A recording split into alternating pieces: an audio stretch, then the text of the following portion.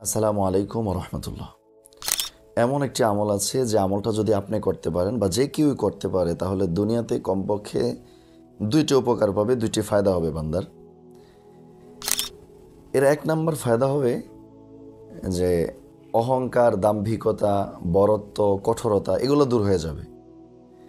দ্বিতীয়, পারস্পরিক ভালোবাসা, পারস্পরিক আন্তরিকতা, একে অপরের প্রতি আন্তরিকতা, ভালোবাসা, বন্ধন মজবুত হবে, ভালোবাসার সৃষ্টি হবে।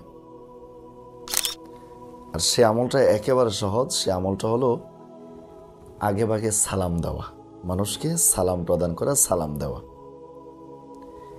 যখন আপনি মানুষকে সালাম দিতে অভ্যস্ত হয়ে যাবেন তখন আপনার ভিতর থেকে ধীরে ধীরে অহংকার, দাম্ভিকতা দূরীভূত হয়ে যাবে এবং অপরের প্রতি, একে অপরের প্রতি ভালোবাসা, আন্তরিকতার সৃষ্টি হবে। সুবহানাল্লাহ। মনে রাখেন যে যখন মানুষকে আপনি সালাম দিতে ইতস্তত বোধ করবেন বা সালাম দিতে চাবেন না, আপনার মন যে আমি কেন সালাম দেব, এমন বিষয় যদি আপনি লালন করেন, আপনি সালাম দিবেন না, আপনি সালাম নেবেন, তাহলে মনে রাখবেন আপনার ভিতর অহংকার আছে।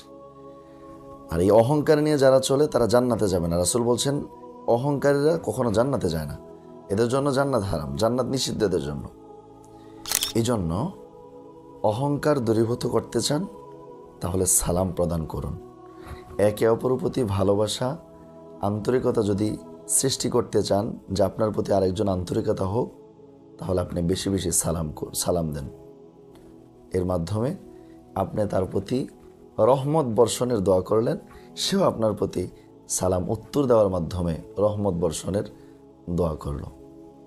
আল্লাহ তাআলা আমাদের সকলকে একে অপরকে বেশি বেশি সালাম দেওয়ার তৌফিক দান করুন।